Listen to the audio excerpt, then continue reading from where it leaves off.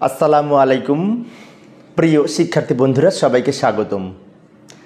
আজকের আমার এই ক্লাসের আলোচ্য বিষয় একটি পূর্ণ সংখ্যা জোড় না বিজোড় তা নির্ণয়ের অ্যালগরিদম, ফ্লোচার্ট ও সি প্রোগ্রাম আলোচনা করার চেষ্টা করব। তো আলোচনায় তোমাদের সাথে আছি আমি মোহাম্মদ সিরাজুল ইসলাম, বরিশাল সরকারি model school and college, Barishal. চলো শুরু করা যাক।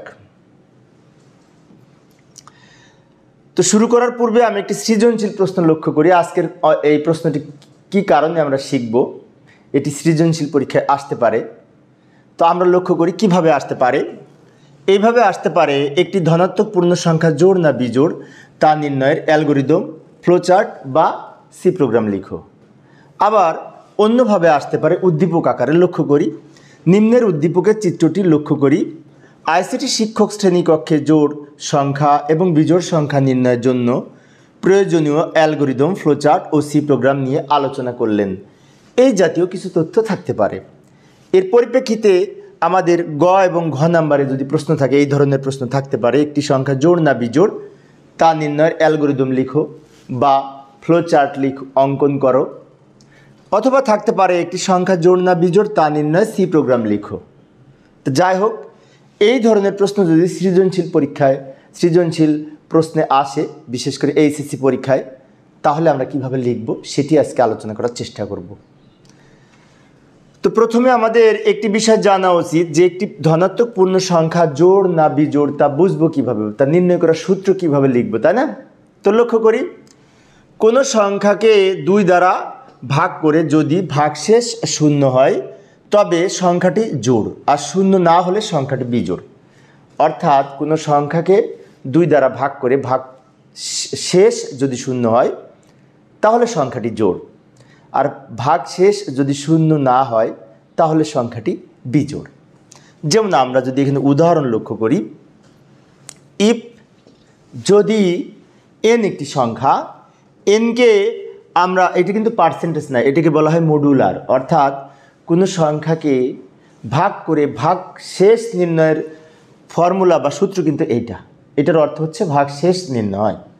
তো তাহলে আমরা একটি সংখ্যাকে 2 দ্বারা ভাগ করে ভাগশেষ নির্ণয়ের শেষে যদি 0 হয়, অর্থাৎ ভাগশেষ যদি 0 হয় তাহলে ওই সংখ্যাটি জোড়, আর ভাগশেষ যদি 0 না হয় তাহলে সংখ্যাটি বিজোড়। অর্থাৎ আমরা ইফ স্টেটমেন্ট ব্যবহার করে, ইফ হচ্ছে একটি কন্ডিশনাল কন্ট্রোল স্টেটমেন্ট, তো এই ইফ স্টেটমেন্ট ব্যবহার করে আমরা এই সূত্রের মাধ্যমে একটি সংখ্যা জোড় না বিজোড় তা নির্ণয় করতে পারি।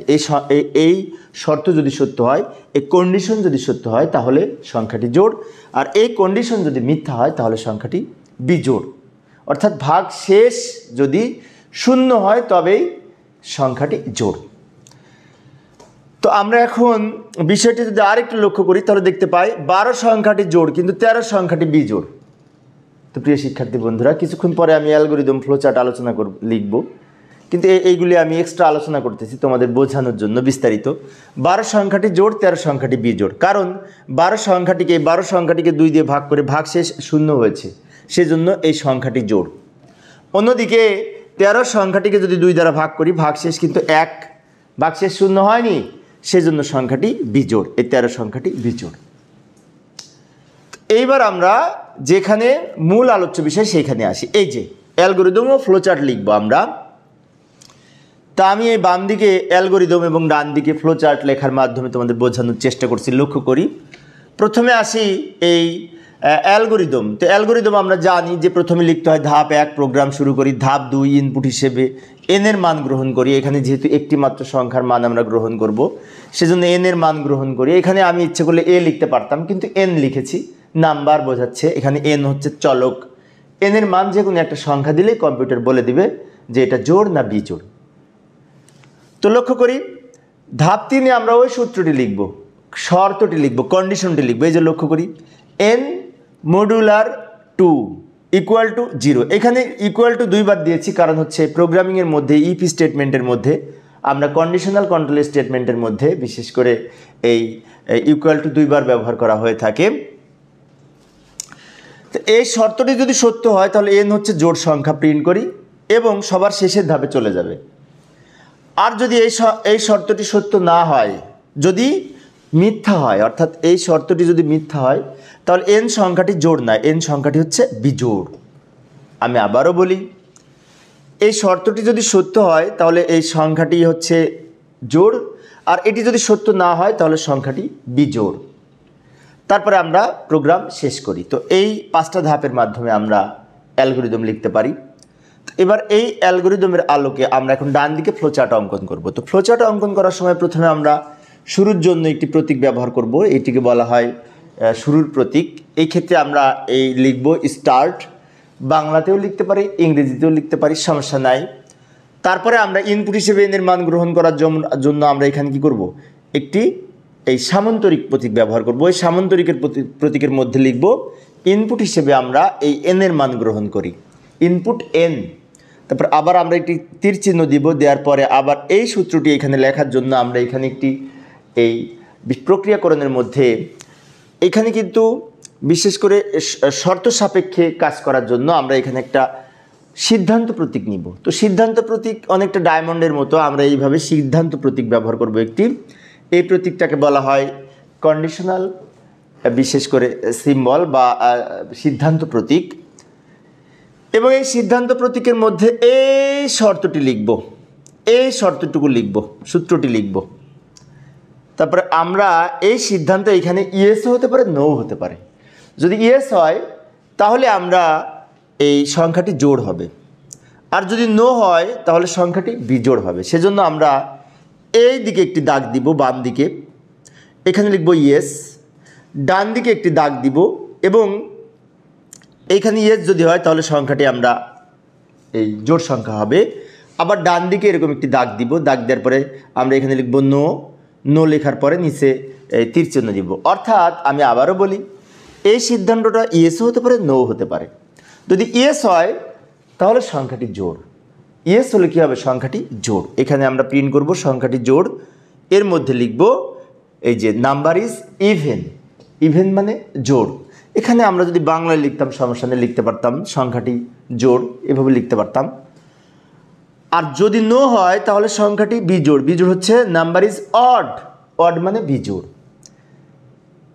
তো এরপরে আমরা কি করব, এই দুইটা একত্র করে এখানে আমরা শেষ করব। সেজন্য আমরা এখানে একটি দাগ দিব, আবার ডান দিকে টান দিয়ে নিয়ে যাব তীর চিহ্ন দিয়ে, আবার এইখানে একটি দাগ দিব, ডান দিকে বাম দিকে নিয়ে আসব। এখানে আমরা একটি প্রতীক ব্যবহার করব, বিশেষ করে সার্কেল ব্যবহার করব, যার নাম হচ্ছে কানেক্টর প্রতীক বা এই সংযোগ প্রতীক। তো এখানে একটি সংযোগ প্রতীক ব্যবহার করব, নিচে তীর দিয়ে এইখানে আমরা প্রোগ্রামটা শেষ করব। এর মধ্যে কিছু লেখার প্রয়োজন নাই, কিন্তু এখানে লিখতে হবে এন্ড। তো এইভাবে আমরা একটি সংখ্যা জোড় না বিজোড় তা নির্ণয়ের অ্যালগরিদম এবং সি প্রোগ্রাম অঙ্কন করতে পারি, পাশাপাশি ফ্লোচার্টও আঁকতে পারি। তো প্রিয় শিক্ষার্থী বন্ধুরা, তোমাদের অনেক সময় সৃজনশীল প্রশ্নে এই ধরনের উদ্দীপকে এসে থাকে। এ ধরনের একটি উদ্দীপকে এই চিত্রটি দেয়া আছে, অর্থাৎ ফ্লোচার্ট দেয়া আছে। প্রশ্নে বলা হলো উদ্দীপকে বর্ণিত ফ্লোচার্ট এর জন্য প্রয়োজনীয় সি প্রোগ্রাম লিখো বা প্রয়োজনীয় অ্যালগরিদম লিখো। তখন আমাদের কি করতে হবে, তখন আমাদের এই তথ্যের আলোকে সি প্রোগ্রাম লিখতে হবে। তার মানে কি, দুটি সংখ্যার অর্থাৎ একটি সংখ্যা জোড় না বিজোড় তা নির্ণয়ের সি প্রোগ্রাম লিখতে হবে। তো চলো তাহলে আমরা এবার সি প্রোগ্রাম কীরকম হবে দেখার চেষ্টা করি। তো এই যে লক্ষ্য করি, সি প্রোগ্রাম লিখতে হলে আমরা জানি প্রথমে লিখতে হয় ইনক্লুড stdio.h। এটি একটি হেডার ফাইল, সংযুক্ত করার জন্য ইনক্লুড ব্যবহার করতে হয়। stdio.h এর পূর্ণরূপ ইতিপূর্বে আমি অনেকবার বলেছি, আবারও বলছি, এর পূর্ণরূপ হচ্ছে standard input output header file. stdio.h standard input output header file. তারপরে আমরা কি করব, এইখানে এই মেইন ফাংশন দিয়ে প্রোগ্রামটা শুরু হবে। এখানে আইএনটি মেনও লেখা যায়, আবার শুধু মেইনও লেখা যায়, সমস্যা নেই। তারপরে এখানে স্টার্ট সেকেন্ড ব্র্যাকেট দিয়ে প্রোগ্রামটা লেখা স্টার্ট হবে এবং এইখানে আমরা একটি কিওয়ার্ড ব্যবহার করব ভেরিয়েবল ঘোষণার জন্য। তো এখানে বলেছে পূর্ণ সংখ্যা, অর্থাৎ একটি সংখ্যা জোড় না বিজোড় তা নির্ণয় করবো আমরা। যেহেতু পূর্ণ সংখ্যা সেজন্য এখানে আইএনটি কিওয়ার্ড ব্যবহার হবে। আইএনটি ইন্টিজার টাইপ ডেটা, সেজন্য আইএনটি কিওয়ার্ড ব্যবহার হয়েছে। আইএনটি কিওয়ার্ডের পরে আমরা এখানে ওই সংখ্যাটি লিখব, একটি সংখ্যা ভেরিয়েবল লিখব। তো একটি সংখ্যা কি লিখেছিলাম আমাদের মনে আছে? অ্যালগরিদম এবং সি প্রোগ্রামে লিখেছিলাম সম্ভবত এন লিখব, তারপরে সেমিকলন দিব। এখানে শুধুমাত্র এন একটি সংখ্যায় হবে, কারণ আমরা একটি সংখ্যায় টেস্ট করব সেটি জোড় না বিজোড়, সেজন্য এখানে শুধুমাত্র এন হবে, শেষে সেমিকলন হবে। তারপরে আমরা এখানে ইউজারের কাছ থেকে এই সংখ্যাটা গ্রহণ করার জন্য আমরা এখানে একটি স্টেটমেন্ট ব্যবহার করব। সেটি লিখতে পারি প্রিন্টএফের মধ্যে আমরা এন্টার এনি নাম্বার। তো এইটা যেহেতু আমাদের প্রোগ্রামে প্রদর্শন করবে আউটপুট আকারে, সেজন্য প্রিন্টএফ ফাংশন ব্যবহার হবে। প্রিন্টএফ একটি আউটপুট ফাংশন। এরপরে আমরা এনের মান বিশেষ করে এনের মান গ্রহণ করে কম্পিউটারে মেমোরিতে সংরক্ষণের জন্য আমরা এখানে স্ক্যানএফ ফাংশন ব্যবহার করব। স্ক্যানএফ ফাংশন ব্যবহার করলে এই এনের মান স্ক্যান করে এই মেমোরিতে রাখবে। তো সেজন্য আমরা এখানে যেহেতু আইএনটি, সেজন্য %d একবার হবে। এন যেহেতু একটি সংখ্যা, একটি মাত্র ইনপুট ভেরিয়েবল, সেজন্য একটি এই %d হবে। তারপরে এখানে অ্যান্ড লিখে এন শেষে লিখব, অ্যান্ড এন, এখানে সেমিকলন দিব। এখানে যেহেতু একটি ইনপুট ছিল সেজন্য একবার %d হয়েছে। আইএনটির জন্য ফরম্যাট হচ্ছে %d, আমরা ইতিপূর্বে আলোচনা করেছি। এর পরের স্টেপে আমরা কি করব? সূত্রটি লিখব। সূত্রটি মনে আছে? সূত্রটি লিখতে হবে ইফ হচ্ছে একটি conditional control statement. Conditional control statement, ইফের মধ্যে আমরা কন্ডিশন লিখব। কোন কন্ডিশন? ওই সূত্রটি, এনকে 2 দ্বারা ভাগ করে ভাগশেষ 0 হয় কিনা সেটি লিখব। এই যে লক্ষ্য করি, এন মডুলার 2 = 0। এটি কিন্তু পার্সেন্টেজ না, এটা হচ্ছে মডিউলার বলা হয়। অর্থাৎ কোনো সংখ্যাকে 2 দিয়ে ভাগ করে ভাগশেষ 0 হচ্ছে কি হচ্ছে না, ভাগশেষ নির্ণয় সূত্র হচ্ছে এই ফর্মুলাটি। এবার আমরা কি করব? এই কন্ডিশনটি যদি সত্য হয় তাহলে আমরা যে সংখ্যাটি ইনপুট দিব সেই সংখ্যাটি জোড় হবে। সেজন্য আমরা এখানে আবার লিখব printf the number is even, অর্থাৎ %d is even number. %d মানে কি? এই সংখ্যাটা যেটি আমি ইনপুট দিব, যে সংখ্যাটা আমি ইনপুট দিব এনের মান, সেই সংখ্যাটা %d এর মান হিসেবে প্রকাশ করবে। লিখব %d is a even number বলে আমরা এখানে এই ডাবল কোটেশনের মধ্যে রেখে এখানে কমা দিয়ে আবার এই এন সংখ্যাটা শেষে লিখব। অর্থাৎ বলতে যাচ্ছে যে এই এনের মানটা এখানে প্রকাশ করবে, এনের মানটা এখানে লিখব। মনে করি যদি আমি 12 লিখি, তাহলে কম্পিউটার বলে দিবে 12, এই %d এর পরিবর্তে 12 ইজ ইভেন নাম্বার, 12 সংখ্যাটি জোড়। আর যদি এই কন্ডিশন মিথ্যা হয় তাহলে আমাদের এখানে এলস, ইফ এর পরে এলস স্টেটমেন্ট ব্যবহার করতে হবে। এলস, অন্যথায় ওই সংখ্যাটি বিজোড়, তাই না? এই কন্ডিশন যদি মিথ্যা হয় তাহলে কি সংখ্যাটি নিশ্চয়ই বিজোড়, আর সত্য হলে জোড়। সেজন্য আমরা এখানে এলসের মধ্যে লিখবো আবার প্রিন্টএফ দিয়ে যে এই %d ইজ অড নাম্বার, অর্থাৎ এই এনের মানটি অড নাম্বার, মানে কি? বিজোড় সংখ্যা। তারপরে আমরা এখানে রিটার্ন 0 লিখে প্রোগ্রাম শেষ করব। তো এখানে আমি যখন কলেজে পড়াই, বিশেষ করে ক্লাসে, আমি একজন কলেজের শিক্ষক, তখন লক্ষ্য করে দেখেছি অনেক শিক্ষার্থী আমাকে প্রশ্ন করেছে যে স্যার এইখানে সূত্র লিখলাম না কেন, এখানে একবার সূত্র লিখলাম না। একবার টেস্ট করার পরে এলস এর মধ্যে আর সূত্র লেখার প্রয়োজন নাই। একবার টেস্ট করার পরে সত্য হলে এর মধ্যে যেটি লিখবো সেটি কম্পিউটার প্রদর্শন করবে ফলাফল আকারে, আর যদি মিথ্যা হয় তাহলে এইখানে যেটি লিখবো সেটি ফলাফল প্রকাশ করবে, বিশেষ করে এই প্রোগ্রামের আউটপুট হিসেবে। তো আমাদের যদি এই প্রশ্নটি পরীক্ষার হলে আসে তাহলে এইটুকু লিখলেই হবে সুন্দরভাবে। আর যদি আমরা মনে করি যে আমরা কম্পিউটারে প্র্যাকটিস করব, কম্পিউটারে প্র্যাকটিস করার মাধ্যমে আমরা এই ফলাফল দেখব হচ্ছে কিনা সঠিকভাবে, তাহলে আমরা কোড ব্লক সফটওয়্যার ব্যবহার করে এটি সঠিকভাবে লিখে আমরা যদি প্রোগ্রামটি রান করি তাহলে এই ধরনের আউটপুট প্রদর্শন করবে। এখানে কি লিখেছি? Inter any number, inter any number. আমরা এখানে একটা নাম্বার লিখি, সংখ্যা লিখি। মনে করি সংখ্যা লিখলাম আমি এই 15, কি লিখলাম? 15 লিখলাম। 15 লেখার পরে এন্টার চাপ দেওয়ার সাথে সাথে কম্পিউটারে আউটপুট আকারে আসবে 15 ইজ অড নাম্বার, অর্থাৎ এই 15 এই পার্সেন্টেজ ডি এর পরিবর্তে এই 15টা হবে। পার্সেন্টেজ ডিটা আমি যেখানে ব্যবহার করব, এই 15 এইখানে যেটি মান লিখব সেটা সেইখানে প্রদর্শন করবে। আশা করি বুঝতে পেরেছ।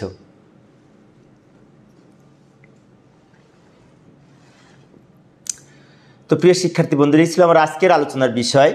আমার পরবর্তী ক্লাসের আলোচ্য বিষয় হচ্ছে একটি সংখ্যা পজিটিভ না নেগেটিভ তা নির্ণয়ের অ্যালগরিদম, ফ্লোচার্ট ও সি প্রোগ্রাম আলোচনা করার চেষ্টা করব। দেখার আমন্ত্রণ রইল। তো পরিশেষে সবাই ভালো থাকবে এবং সুস্থ থাকবে এই কামনায়। খোদা হাফেজ।